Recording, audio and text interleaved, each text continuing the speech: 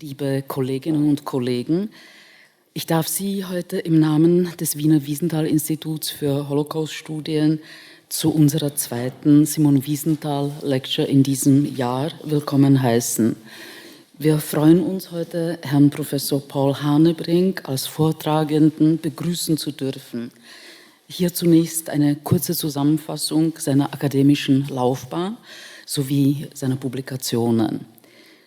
Professor Hanebrink is Professor of History and Jewish Studies at Rutgers University, State University of New Jersey. He studied history at the University of Chicago, where he received his PhD in 2000. In the following year, he was visiting assistant professor of history at the University of Nebraska, and from 2001 to 2007, assistant professor of history at Rutgers University. The years after, 2007 to 2013, he was also director of the Institute for Hungarian Studies at Rutgers. From October 2014 until March 2015, Paul Hanebrink held a regular fellowship at the Imre Kertész College in Jänner. His teaching and research interests include, for instance, modern Eastern Central Europe, with a particular focus on Hungary, the history of nationalism and antisemitism as modern political ideologies, and then the place of religion in the modern nation-state. His first book, In Defense of Christian Hungary, Religion, Nationalism and Antisemitism, 1890 to 1944, was published in 2006, the Cornell University Press. It's a study of the ideology of Christian nationalism in Hungary during the interwar era. The second book, which is the topic of today's lectures, is A Specter Haunting Europe, the Myth of Judeo-Bolshevism, published last year by Cambridge at the Harvard University Press. Again, we are very happy that you accepted our invitation, and we are also proud to have both publications already for a longer time in our library, so it's available to people interested to read after this lecture. And now, Professor Hanebrink, the floor is yours.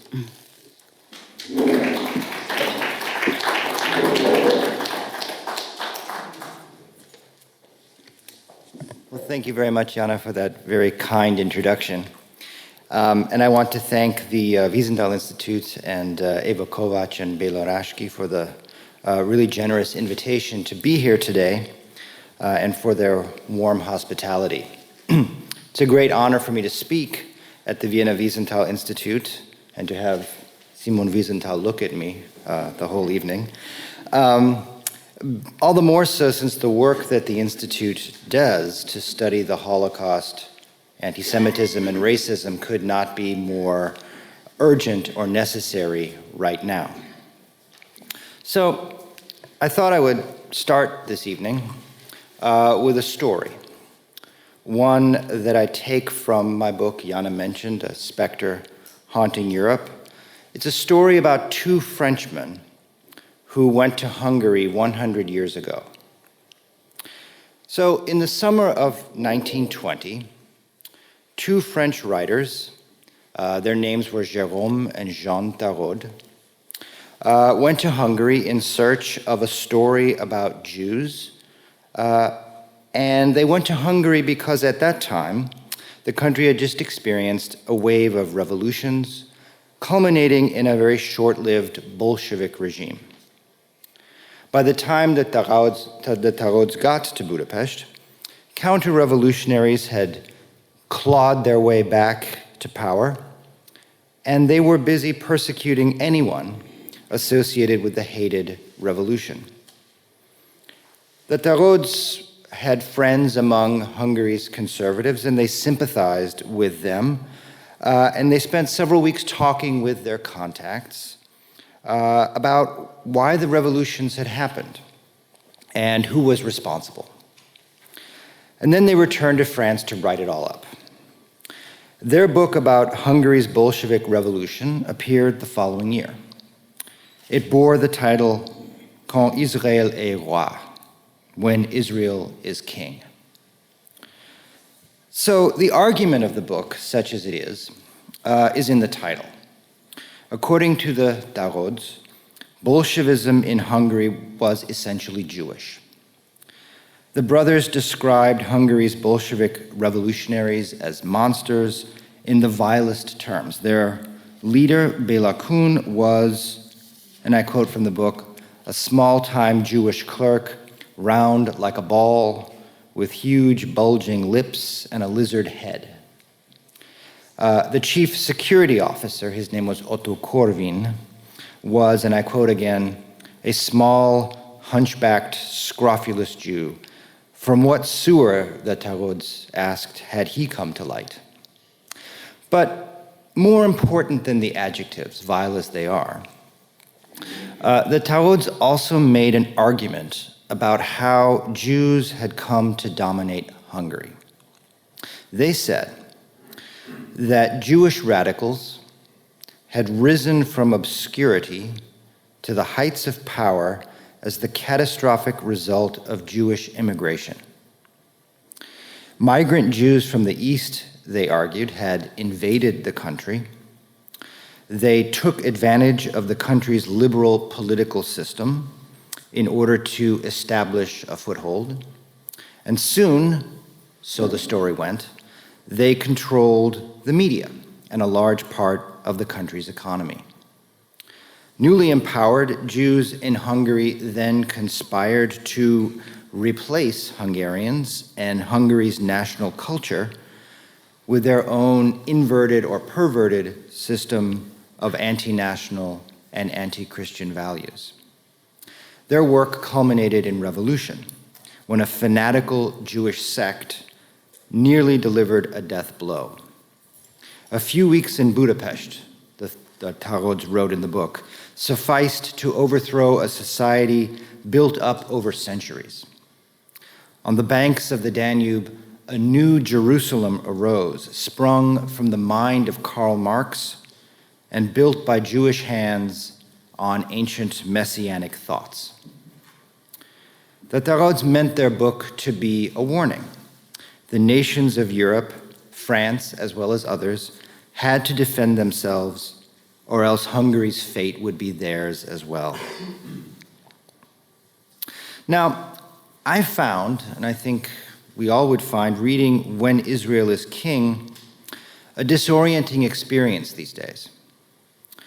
In their book, the Tarods constructed a nightmare of Jewish communists in power that is utterly alien to us, the product of a historical moment 100 years ago. We cannot feel the shock of war and revolution in the same way that Europeans did in 1918, for sure. Communism has vanished from political life nearly everywhere around the world. And fears about migrants and migration on both sides of the Atlantic focus now on newcomers from Latin America in the United States, or Africa or the Middle East here in Europe, certainly not on poor Eastern European Jews from the Pale of Settlement. And yet so much of the Tarods' book is strangely familiar, stirring a flicker of recognition as we scan the headlines of today's newspapers. Consider a few examples taken from both sides of the Atlantic. The white power terrorists who murdered American Jews in Pittsburgh and in Poway, California, left a trail of racist messages on their social media accounts in which they claimed the Jews had conspired to bring Muslims and other unwanted immigrants into the United States in order to destroy the country. Jews, they insisted, played a leading role in a war to replace the white race in the United States and elsewhere. The same toxic brew of anti-immigrant racism and anti-Semitism was on display in Charlottesville, Virginia in August 2017 when neo-Nazi marchers chanted a phrase that they borrowed from the far right in France, "You will not replace us," along with an anti-Semitic version that they made up themselves, "Jews will not replace us." In Europe, so-called identitarians from Scandinavia and Britain to Poland and Greece blamed the Jewish media for creating a pro-migrant climate and cosmopolitan liberals for exploiting it in order to help migrants from the global south replace native Europeans. Meanwhile, propaganda campaigns in Hungary and elsewhere blow a loud dog whistle of encouragement by casting the philanthropist George Soros and his Open Society Foundation as a nefarious enemy with a reach that extends around the world. Now, these racist visions reflect contemporary anxieties about migration and globalization. But in all of them, Jews play a special role at the forefront of a plot to overturn cultures, to undermine ethnic identities, and to create a radical dystopian state. So how different is this really from the Jerusalem on the Danube that the Tarods had believed they had seen and believed was real? This strange or uncanny resonance across the span of a century reminds us of the enduring power of conspiratorial anti-Semitism. Today, one version of the Jewish plot puts Jews as promoters and cheerleaders of immigration and as enemies of timeless cultural values about nation and family on which Western civilization supposedly rests. But fears of a global Jewish conspiracy have taken different forms. In the 20th century, none was more potent or more destructive than the myth of Judeo-Bolshevism. And so in the rest of my time today, I'd like to talk about the history of the Judeo-Bolshevik myth and to suggest some of the ways that it continues to cast a pernicious shadow 30 years after the collapse of communism. So first, to just kind of lay the groundwork. The Judeo-Bolshevik myth holds or held that communism was a Jewish invention. Jews, according to the story, dominated the leadership of communist parties in order to further their own power. For this reason, Jews were therefore responsible for communist crimes and also for the anti-Semitic backlash that inevitably followed. After 1917, the logic of this myth exploded in a fury of anti-Jewish violence amid the maelstrom of war, revolution, and the collapse of empires in Eastern Europe. During the Russian Civil War, a wave of pogroms caused the deaths of as many as 180,000 Jews and left another 500,000 or so homeless and destitute. The perpetrators, who were mainly either counter-revolutionary whites or who wanted to restore the Russian Empire, and also armed groups loyal to the Ukrainian national government, both of these groups accused local Jews of helping the Bolsheviks to power. In Hungary, the same logic was also on display. There, counter-revolutionaries made the case that after a short-lived Bolshevik regime had collapsed, some 3,000 people were then killed in the White Terror that followed. About half of the victims of them were Jews.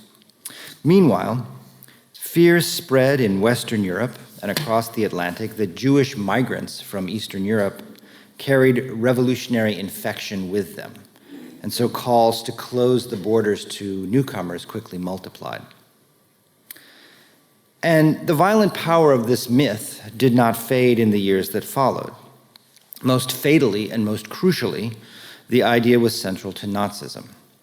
According to Adolf Hitler, the Soviet Union was a Judeo-Bolshevik colossus, fundamentally opposed to what he once called a Europe of culture nations, which he said was inevitably led by Nazi Germany. And when Germany went to war in 1941 against the Soviet Union, his propagandists justified the invasion by conjuring up nightmares of what defeat would mean. Hordes of Asiatic barbarians, led by ruthless Jewish commissars, would destroy the continent, and Germany must win, they said, or else all of Europe would die. This idea fueled mass shootings of whole Jewish communities in the occupied Soviet Union, the beginning of the Holocaust of European Jews. The idea also inspired collaborators from France to Ukraine to help in the genocide in order to curry favor with Hitler. Now, in every case, the perpetrators reasoned that the myth of Judeo-Bolshevism was actually true. After all, wasn't Leon Trotsky born Lev Davidovich Bronstein? Anti-Semites in Hungary were very quick to point out that the Bolshevik leader there had changed his name from Bela Kun to Bela Kun in order to make his name sound more Hungarian. And other prominent revolutionaries also had undeniably Jewish forebears, from Grigory Zinoviev, longtime head of the Communist International, to the revolutionary theorist and Spartacist Rosa Luxemburg, to the great philosopher himself, Karl Marx.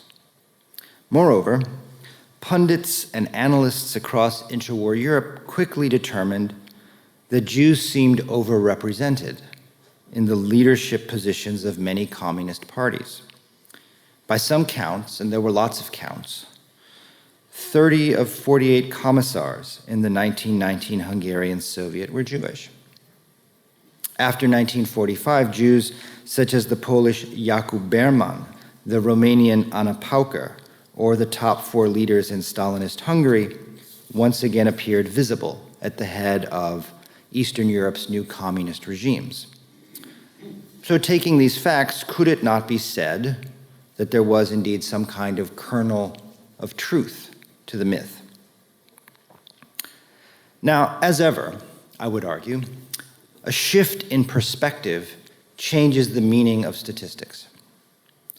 Some communists were Jews, but many Jews wanted nothing to do with communism. For example, 20 to 40% of the members of the Polish Communist Party in the 1920s were Jews, yet only about 7% of Polish Jews actually voted for the Communist Party. The bulk of the party's electoral support came from other ethnic groups. Put more generally, some Jews did embrace communism, inspired by the promise of a new world, by the opportunity to wield power, by a desire to protect themselves from anti-Semitism, or by some combination of all of these things together. Making this choice, they broke with the religion of their grandfathers and grandmothers, some with enthusiasm, others with regret.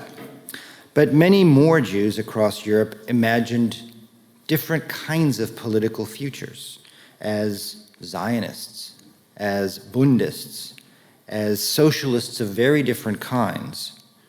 And still others, of course, gave themselves wholeheartedly to the national communities in which they lived, the German, the Hungarian, the French. And some, of course, avoided politics altogether, whether because of religious devotion or because of personal inclination. The modern world afforded Jews, and also, let us not forget, non-Jews, a wide variety of paths to take. Focusing only on those who become communists mistakes a part for the whole.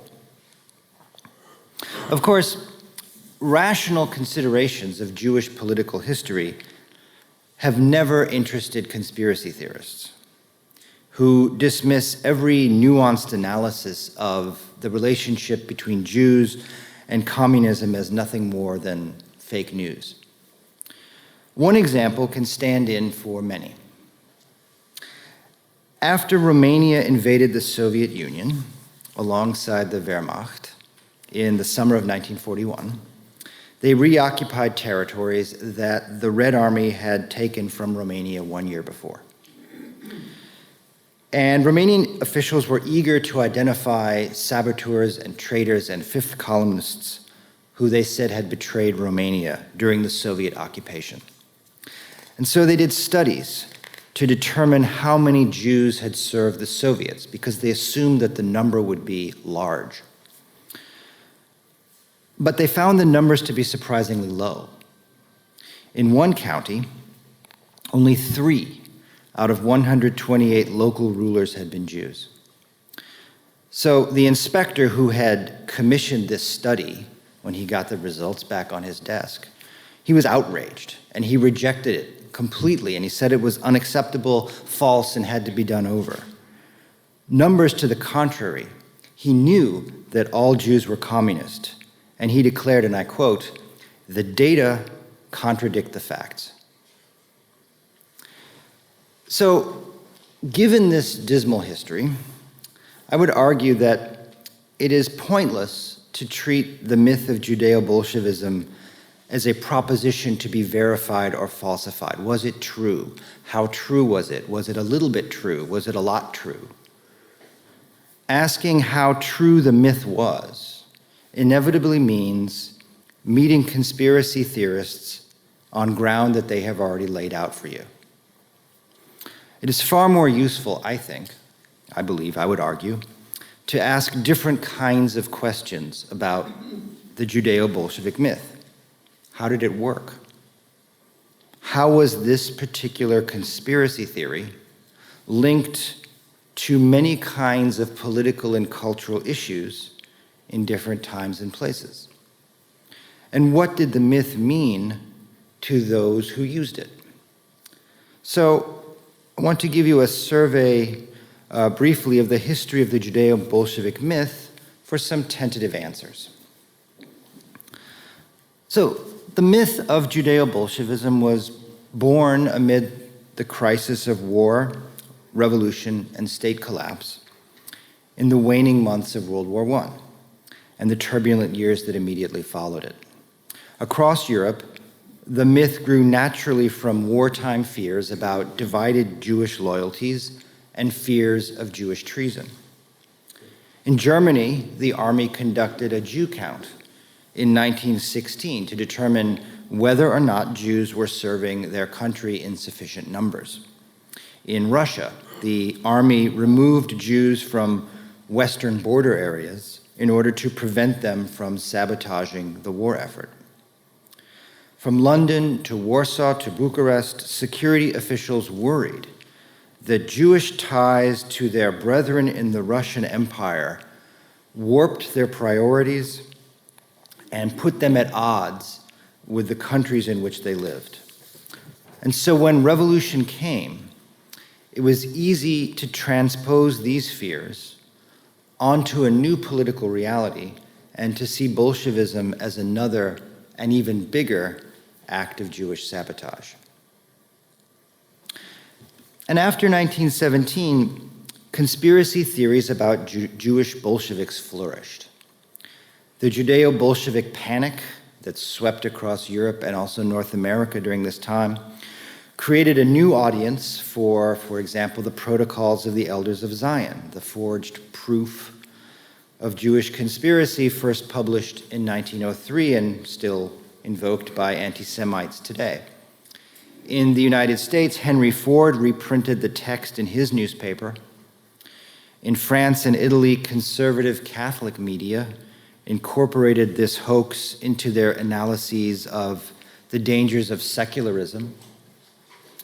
And in Germany, the newly formed Nazi Party took the protocols as proof that the Jewish question needed to be solved.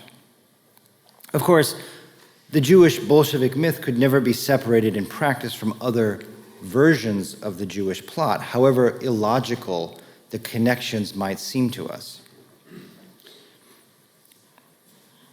The Jewish communist and the Jewish banker were always partnered in the anti-Semitic imagination.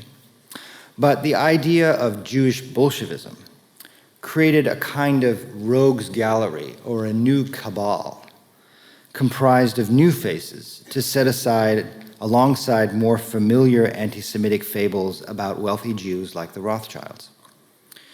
More profoundly, it updated very old stereotypes present in European culture since the Middle Ages that associated Jews with disorder, with misrule, and fundamentally with evil. Anti-communists of all stripes used horror stories about Jewish terror in the Soviet Union to caution and to warn. They also made them politically productive, developing ideas about racial or ethnic purity, social order, and the nature of European civilization against the backdrop, or in contrast to, a Jewish Bolshevik dystopia. So then, in the years after 1917, as now, this phantasmagoric world of the far right was a transnational construction. And today, we marvel at the way in which racist images and memes trend and circulate from one country to another across platforms on the internet like Facebook and Twitter, or some of the others like 4chan or 8chan. But it was no different in 1917. We shouldn't get hung up on the technology. Texts like the Protocols were translated and reprinted across Europe in the years after 1917. Journalists and writers like the Tarods, traveled abroad looking for lurid stories to send home about fanatical Jewish commissars. Pundits drew connections between catastrophes far away and perceived threats at home.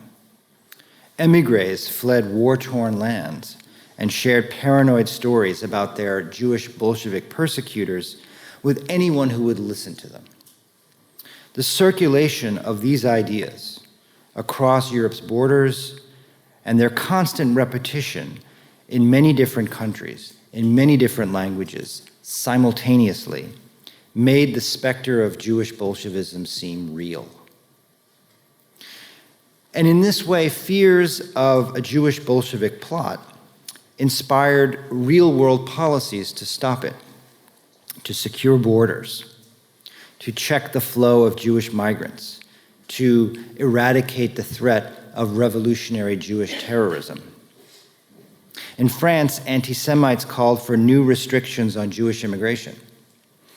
So did nativists in the United States, who worried that Jews in places like New York's Lower East Side planned to bring the revolution across the Atlantic. In Bavaria, officials expelled Jewish refugees from the Russian Civil War, amid demands from the newly formed Nazi Party to stem the tide of Ostjuden flooding into the country. Romanian officials did the same thing, also in a climate shaped by a new fascist movement led by a university student named Corneliu Codreanu. And in Hungary, the government politicized religion in order to set the ideological power of a Christian nation against the Jewish Bolshevik enemy. It also set quotas on the number of Jews who could attend university, the better, they argued, to ensure that leading sectors of the economy and society would remain out of the hands of Jewish radicals. Everywhere, security forces looked suspiciously and warily at Jews active in left-wing politics. In this way, the Judeo-Bolshevik myth captured anxieties about the fragile sovereignty of European nations at a time of political and social upheaval in especially potent ways. But nowhere was this fear of fragile national sovereignty linked more effectively to apocalyptic fantasies about the life and death of European or Western civilization than in Nazi Germany. Communism may not have made Hitler an anti-Semite, but Judeo-Bolshevism certainly did make Hitler, in a sense, fueling the rise of the party that he led and remaining a core obsession of his until the end of the Nazi Reich in 1945. Whenever Hitler looked east and contemplated Germany's destiny, he invariably connected the Jewish threat to the reservoir of other subhuman races that, in his mind, made up the peoples of the Soviet Union. Racial alliance between Jews and the Asiatic masses, as he would have put it, presented a mortal danger both to Germany and also to Europe. And Nazi-Soviet experts built on this insight, if you like, and tried to analyze life in the Soviet Union according to what they called the National Socialist racial perception of reality. This was a widely used phrase. They concluded that Jews had played a leading role in every aspect of Stalinist terror.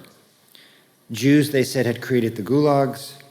Jews, they said, had caused famine by creating a policy of forced collectivization.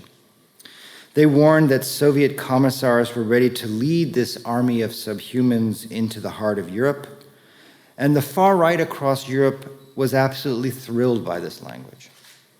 In France, anti-Semitic writers published screeds about Judaism and Marxism, which suggested that supporting Nazi Germany was the best way to preserve France. In Hungary, Zoltán Bosnyák, an anti-Semite who would get to run his own Nazi-style institute for the study of the Jewish question in 1944, made similar arguments. He praised Hitler for a political genius that had finally destroyed the Jewish Bolshevik threat to Germany. And when German soldiers poured across the Soviet border in the summer of 1941, Nazi propagandists took this language about civilization, about Jews and communism and the threat to the European way of life, if you like, and remade this language for a Europe at war.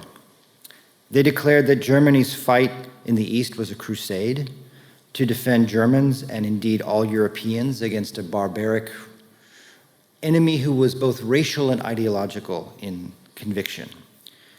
They used evidence of atrocities committed by Soviet NKVD agents to promote this racist vision, and they made a ruthless campaign against imaginary Jewish partisans into a central feature of their plans to pacify the Soviet Union. When SS and Wehrmacht officers discussed the partisan threat in the summer and in the fall of 1941, their discussions typically boiled down to Jew equals Bolshevik equals partisan.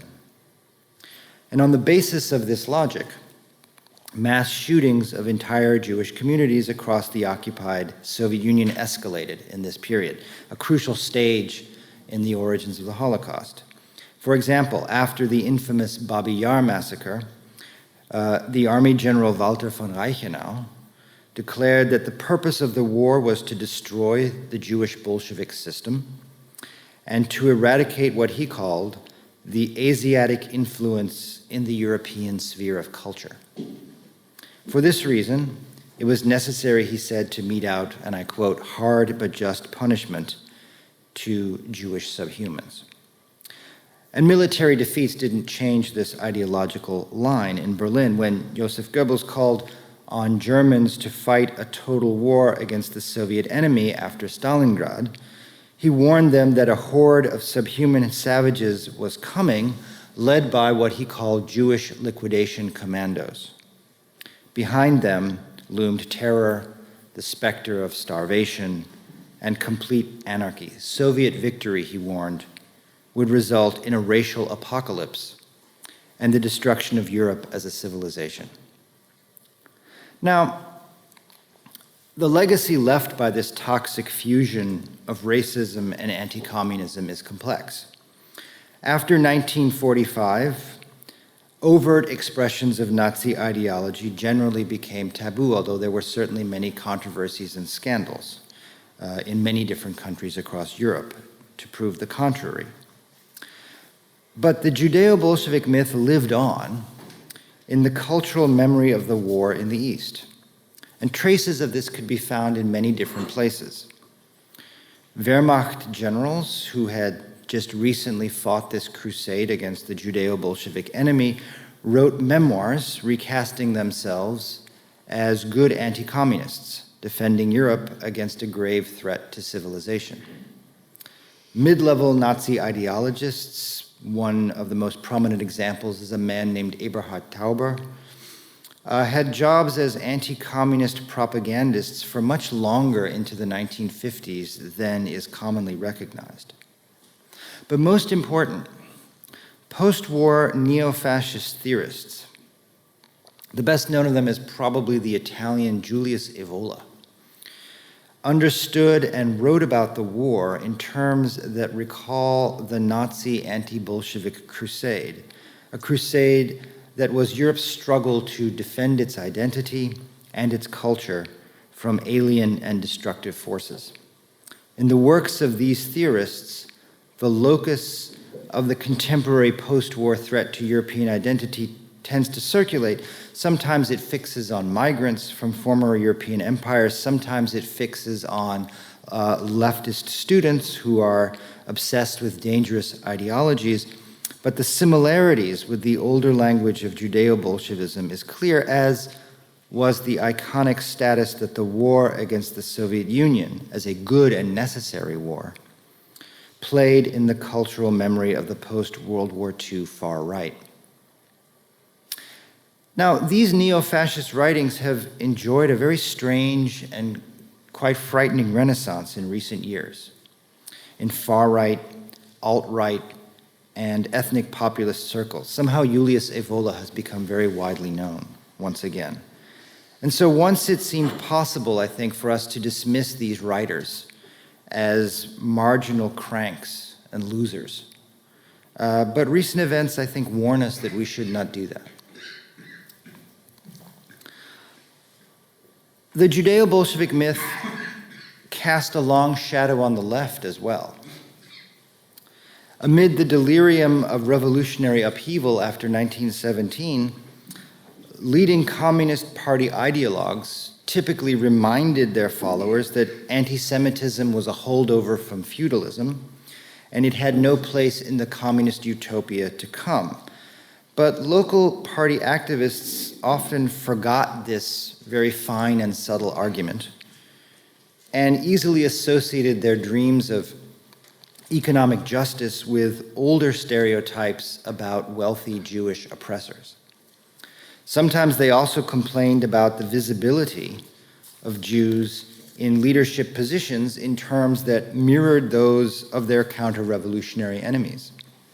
In rural Hungary in 1919, party activists bitterly observed that the prominence of Jews like Bela Kun among the Bolshevik leadership was making it hard for them to persuade peasants that the revolution was in their best interests.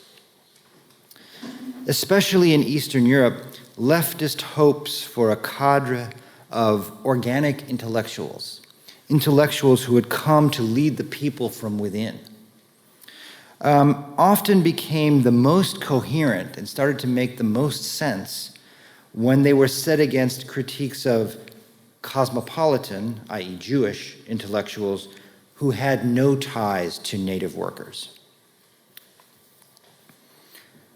And after 1945, newly formed communist regimes struggled mightily to convince their subjects that they were not agents of Jewish power. When a mob massacred 42 Jews in Kielce, Poland in 1946, eyewitnesses there remembered hearing people shouting slogans that targeted Jews as agents of communist terror. In response, communist labor leaders tried to mobilize workers to condemn the violence as a reactionary provocation. But they found that the workers were more eager to take part in strikes and to use anti-Jewish slogans as a way to express their own social and economic dissatisfaction.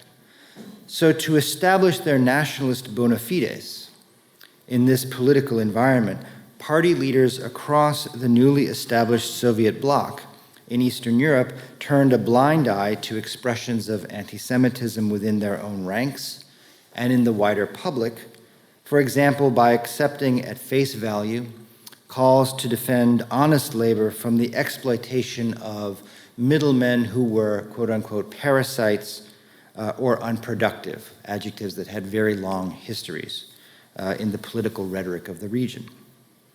And they welcomed onto the party rolls so-called little fascists, low-level anti-Semites and low-level pro-Nazi collaborators who were willing to rewrite their personal histories in order to fit into the new order. The Jewish communist Anna Pauker commented on the amnesty that the Romanian Communist Party extended to the former legionaries of the fascist Iron Guard. She said, "There were more of them, and especially workers, than I'd ever imagined." Soon, Jewish party members fell victim to the anti-Zionist hysteria of Stalin's last years. State prosecutors in the 1952 show trial of Rudolf Slansky and 13 other leading figures in the Czechoslovak Communist Party consistently identified 11 of the defendants, including Slansky himself, as Jewish and charged them with being Zionist agents. Slansky and his 13 co-defendants confessed to their supposed crimes, and 11 of them were executed. And careful analysis that has recently been done of police reports compiled during this time show that many ordinary people, critical as they were in other ways of the communist regime, found the charges of Jewish treason plausible, in part because they resonated with older stereotypes of Jewish communists as anti-national cosmopolitans who were greedy for power. Even after Stalin's death, so-called national communists continued to wield the charge of Zionism as a political bludgeon against their enemies, most notoriously in 1968 Poland, when the party demonized student dissidents, some of whom were Jewish, as Zionist agents. Władysław Gomułka, head of the Polish Communist Party, was at the center of this campaign. Already in the late 1940s, Gomułka had worried that Poles did not see the Communist Party as Polish because the party had Jewish members.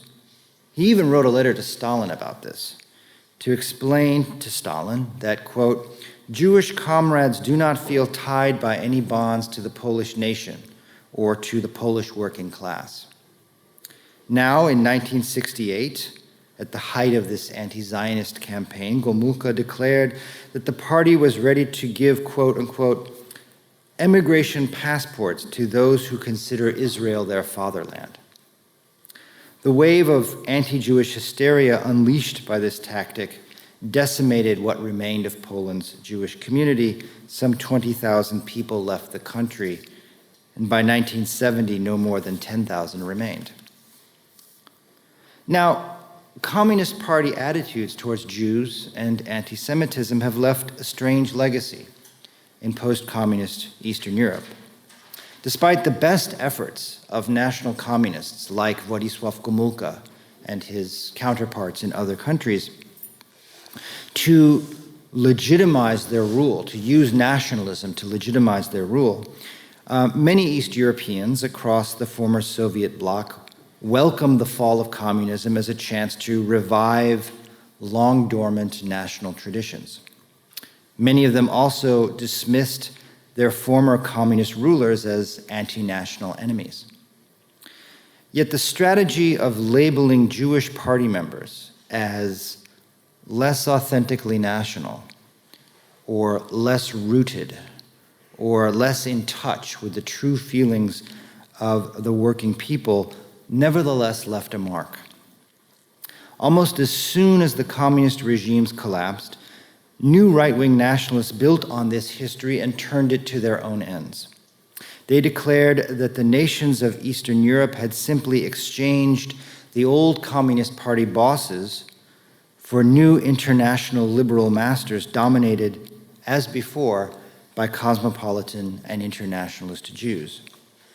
In Romania, some former communists even remade themselves as nationalists by claiming that it had been the Stalinist Jews all along who had ruined everything that had been good about the old system, and who were now using the rules of liberal democracy and global market capitalism to perpetuate their rule. Judeo-Bolshevism may have vanished, but right-wing nationalists insisted that Jewish liberalism had reemerged to take its place. So in conclusion, today, the history of the Judeo-Bolshevik myth seems in many ways distant. Communism has vanished almost everywhere. The question of Jews and Bolshevism now features most prominently in debates about how to remember the past century, especially in Eastern Europe, but also elsewhere.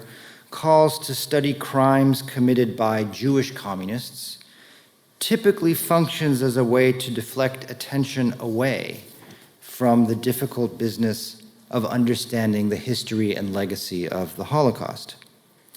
It also serves as a kind of dog whistle that signals opposition to the moral project that Holocaust commemoration represents: respect for cultural pluralism, liberal political values, human rights, to signal the opposition to this as nothing more than Western-style political correctness. Meanwhile, the ideological coordinates that once shaped the Judeo-Bolshevik myth have been scrambled into a new pattern. George Soros, or nameless cultural Marxists, have replaced Leon Trotsky as the face of the Jewish conspiracy. In France, attacks on Jews have been committed by Islamic extremists who use the language of anti-Zionism for their own ends. In Britain, debates about anti-Semitism within the Labour Party are also dominated by the issue of anti-Zionism. At the same time, the far right on both sides of the Atlantic have transformed long-rooted, long-established staples of anti-Semitic politics into a potent new Islamophobia. In the 1930s, the right wing dreamed of Christian nations and Christian Europes as a fortress against the Judeo-Bolshevik menace.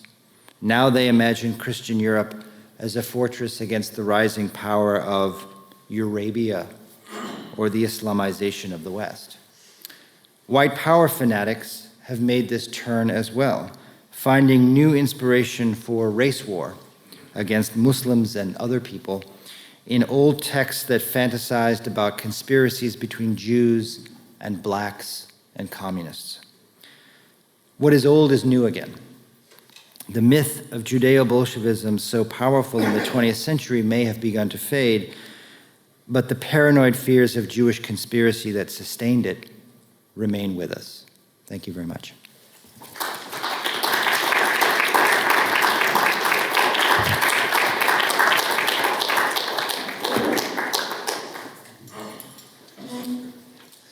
Professor Hanebrink, thank you very much for this large lecture with so many important details.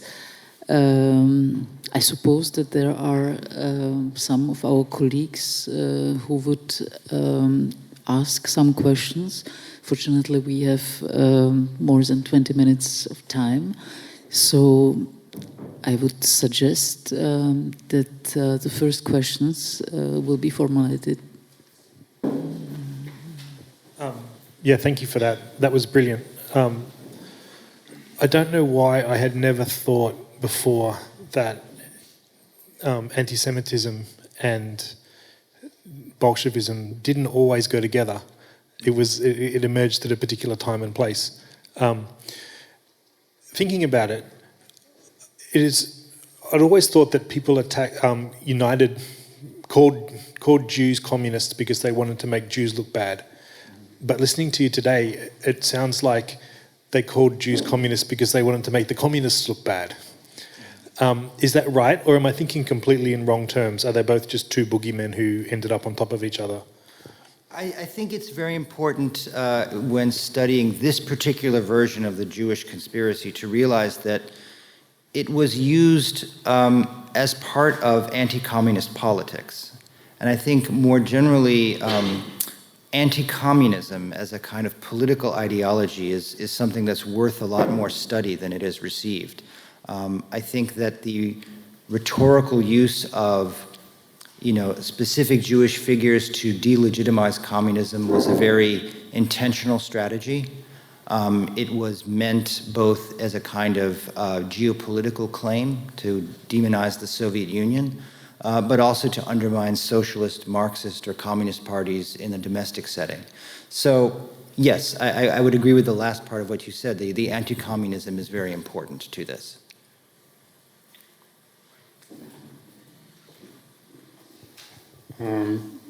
Thank you for the lecture. Two examples came up for me in your lecture. One I want to kind of ask you. You had the prominent example of Hungary. And it came to my mind the revolution of 1956, where there obviously, as far as I know, besides David Irving, who wants to prove it was an anti-Semitic outburst, even the terrorist Kader regime could not prove that there were anti-Semitic outbursts, but they are not the rule. And why exactly Hungary, which is such an example for this Judeo-Bolshevik conspiracy theory, exactly in 1956, this does not happen? This would be is it an exception of the rule, or what happens in Hungary that at least historians cannot prove anything about the huge kind of anti-Semitic outburst? No, that is a really interesting case. You're quite right, and you're quite right that it's David Irving has devoted a very large book on the 1956 revolution, in which he really associates the communists and the Jews and makes that sort of a motor of it. The communist regime did put out a white book afterwards in which they did try to dig up evidence. I don't think that has a lot of credence or belief now.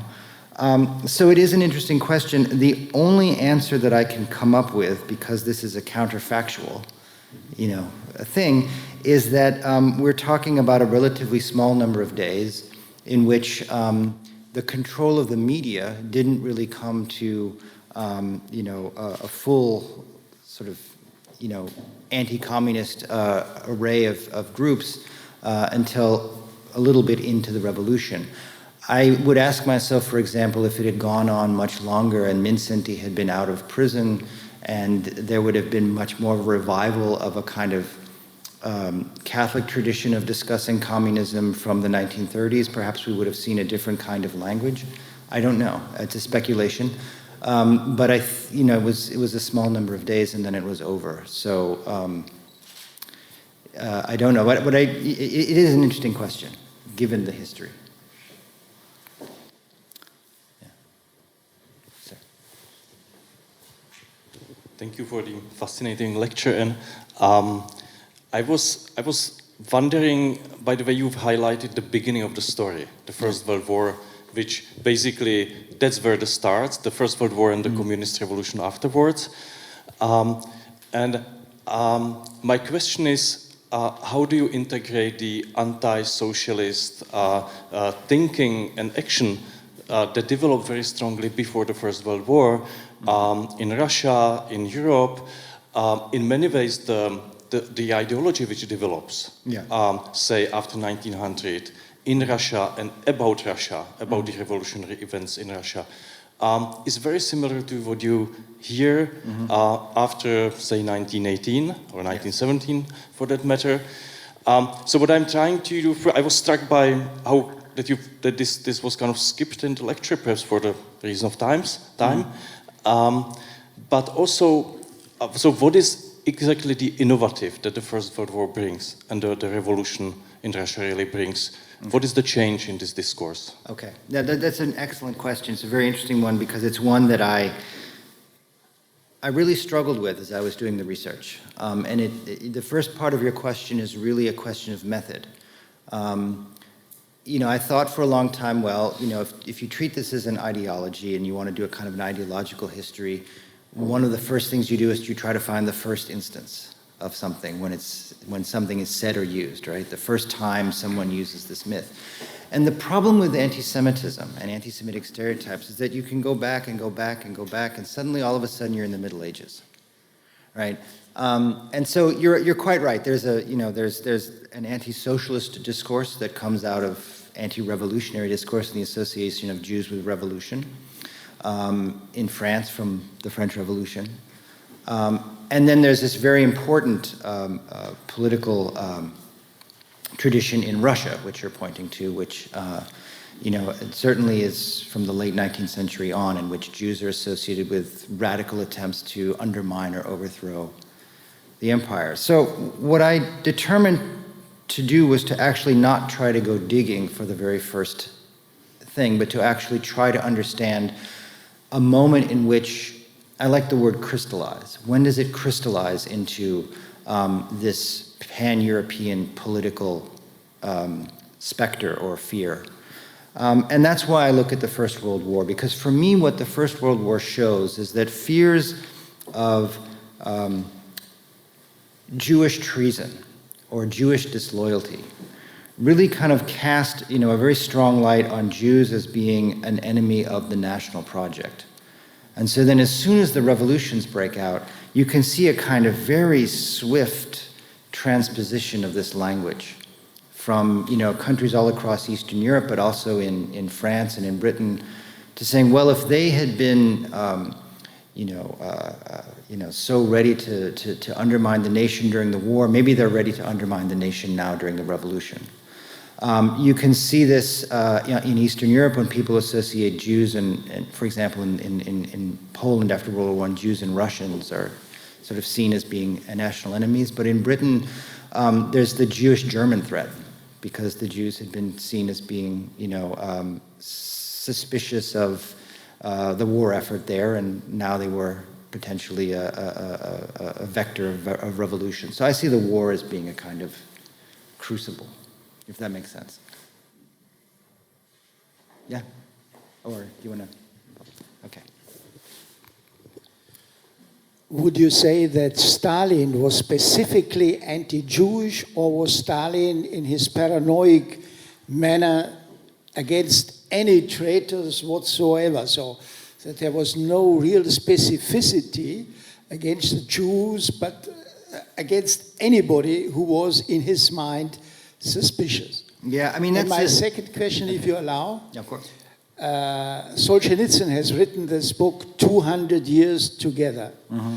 And there he tried to reconcile, more or less, the Russian mentality and the Jewish mentality. Mm-hmm. How do you see the book? Was Solzhenitsyn in this effort more or less successful, or how do you judge this book? Yeah.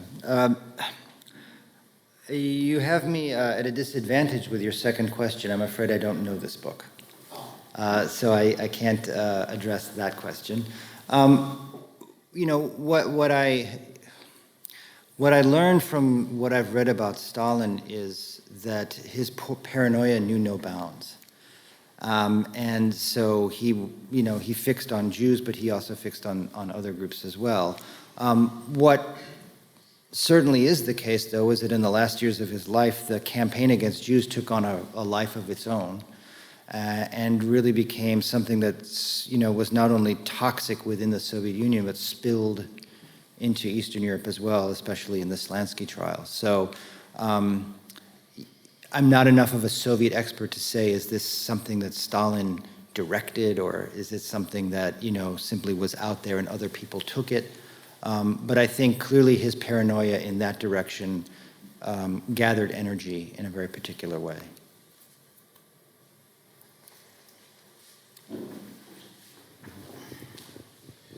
How did the emergence of neoconservatives affect this narrative?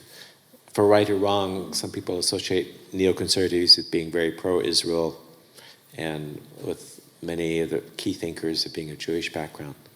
Yeah, I mean, you're talking about American neoconservatives today, yeah. What is really interesting to me is that, well, I'll take the neoconservatives first. You know, one of the things that was quite interesting in the American context, and this may be more specifically to America than places in Europe, I don't know, is that you see a very real effort to construct this idea of Judeo-Christian civilization actually during World War II as a kind of counterpart to totalitarianism, but especially to communism. And during the 1950s, the American Jewish community, by and large, really supports that notion as a way of integration and as a way of defusing this fear that they will be blamed, you know, for, you know, being communist agitators, the Rosenberg's trial and all of this. So, you know, what is then left over for that is not only a kind of very strong commitment to anti-communism within, you know, groups like neoconservatives, but also a kind of alliance between them and, you know, evangelical Christians who see also something of their own in the state of Israel. And so this notion of Judeo-Christian civilization in the United States, which comes out of an anti-communist tradition, fuses those two together. What's interesting to me when I look then at Eastern Europe is that you take a country like, a case like Hungary, where on the one hand you have very sort of open praise for the state of Israel, especially in the current government of Netanyahu, as being a, you know, sort of staunch opponent of the spread of Islam. And yet at the same time, the use of certain stereotypes like, you know, the anti-Shorosh language that have a very, you know, old history and a very kind of clear anti-Semitic undertone.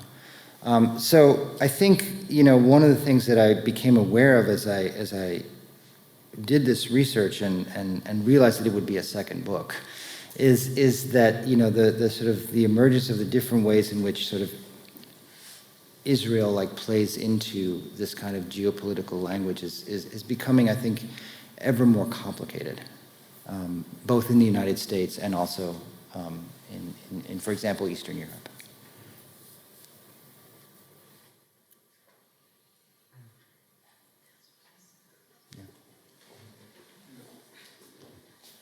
Yeah, thank you for this brilliant and very complex and full-bodied presentation of this idea.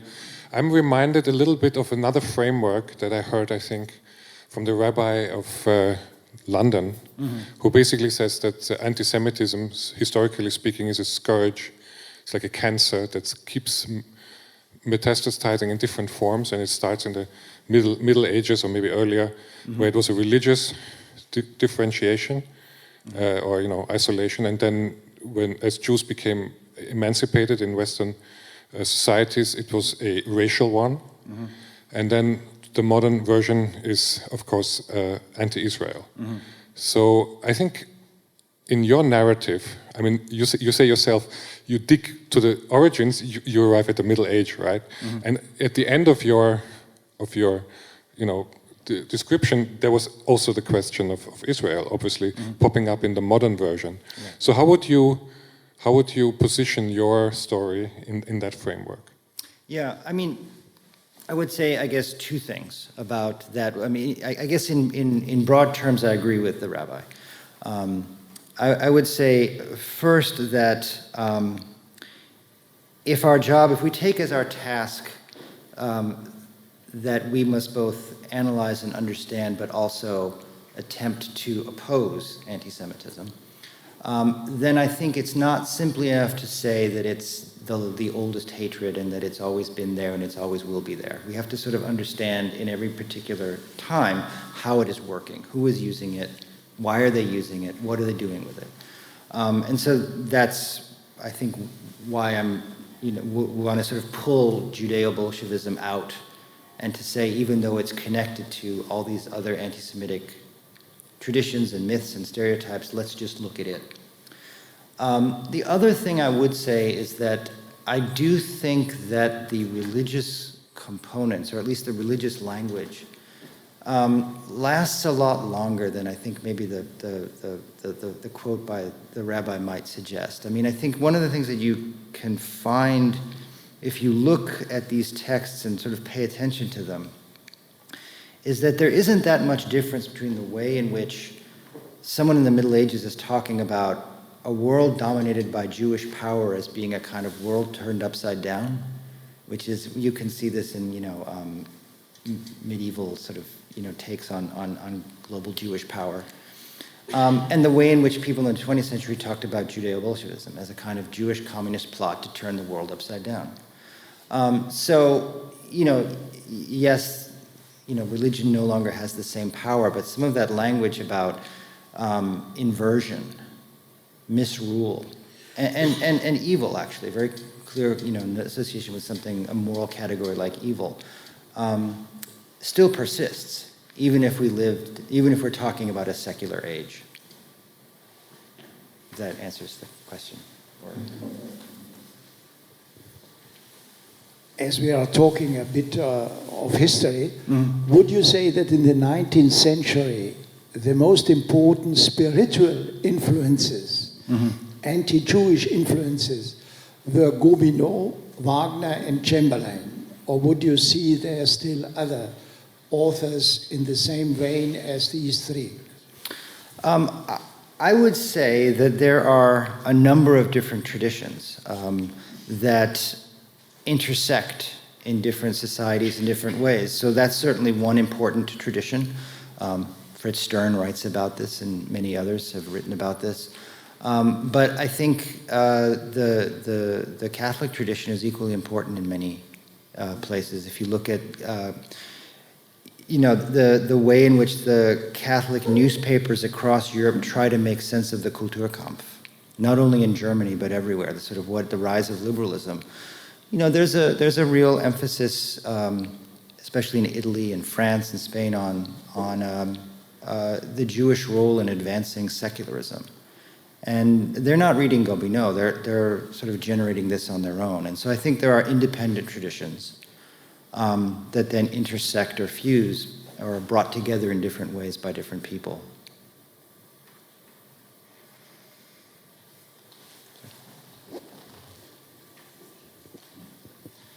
Yeah, thank you very much for your very inspiring presentation and thought-provoking. Just one point that maybe didn't figure so prominently in what you laid out here.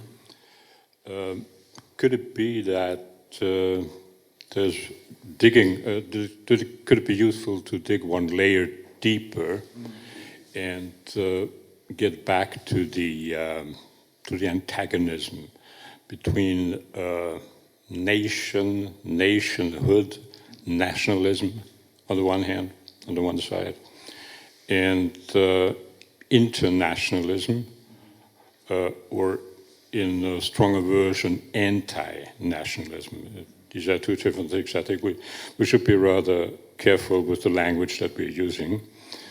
Isn't it that the Bolshevik, the Judeo-Bolshevik myth is exactly not primarily anti-Semitic, but primarily anti-internationalist. And that's what maybe is coming back in these days when we face the battle again. Yeah. I would say that the Judeo-Bolshevik myth is both. It's both a fear of internationalism and an association of Jews with internationalism. So I would say, but precisely by studying this myth, we are, I think, as you said, made sensitive to the new fears of internationalism, or I guess today we would call it globalization, but that are coming out. But one of the things that I find so interesting is that there is a kind of paradox to it, which is that these, far-right nationalist movements say that they are opposed to international trends and that they see Jews as being behind all of this. But the far right itself, for all of their nationalism, let's remember, is also a transnational movement. I mean, there's a connection between them. They exchange ideas, they exchange texts, they exchange images. There are networks between them in which they meet, and you can see this active today. And you could see it actually active in the 1920s as well. There's a real awareness of what's going on elsewhere in the world. If you read a right-wing newspaper, they publish newspapers, they publish articles all the time about catastrophes, communist terror that happens somewhere else, and then they analyze it and they interpret it, and they try to draw lessons for it for us here at home. So there is an internationalism to the nationalism, if that makes sense, even if they're constructing this vision that is opposed to a kind of international conspiracy to undermine the nation.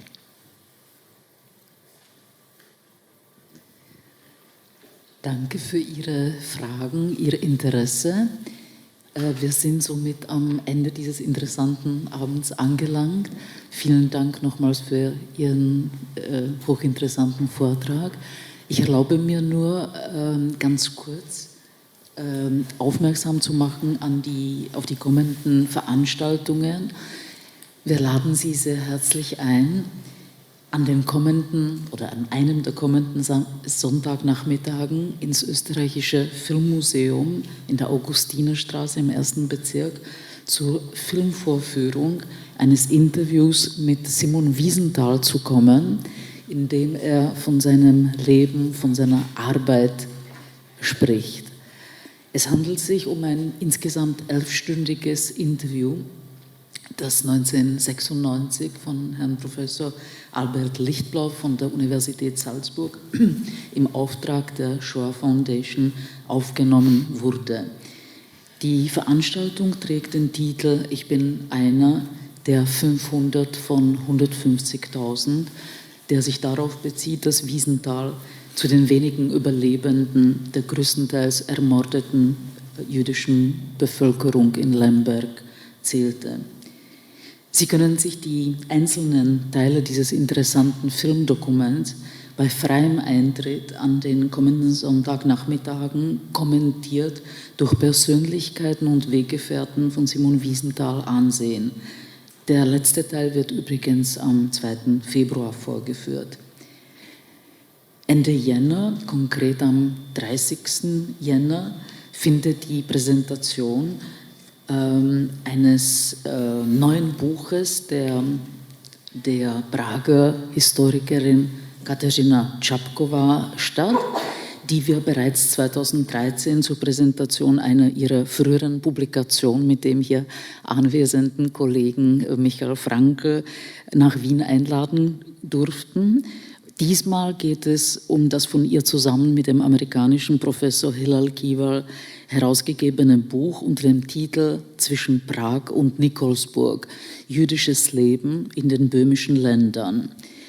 Diese Buchpräsentation wird in der Buchhandlung Singer am Rabensteig 3 stattfinden, wo vielleicht manche von Ihnen bereits zu unseren Veranstaltungen gekommen sind. Und abschließend möchte ich noch darauf hinweisen, dass die nächste Simon Wiesenthal Lecture am 5. März hier in diesen Räumlichkeiten, die wir dankenswerterweise seit Jahren benutzen dürfen, da wird der deutsche Historiker und Publizist Karl Schlögl zum Thema Antisemitismus in der späten Stalinzeit vortragen. Und wir würden uns glücklich schätzen, wenn wir Sie wieder hier und auch andernorts begrüßen dürften. Wie Sie wissen, liegen alle Einladungen, auch die Einladungen zu Vorträgen unserer Stipendiaten im Vorraum auf. Und außerdem finden Sie das Veranstaltungsprogramm natürlich in unserem Newsletter. Nochmals vielen Dank für Ihr Kommen, für Ihre Fragen und vielen Dank, Herrn Professor Hanebrink, in der Hoffnung, dass es noch ein anderes Mal geben wird, wo wir Sie hier in Wien begrüßen werden dürfen. Vielen Dank. Dankeschön.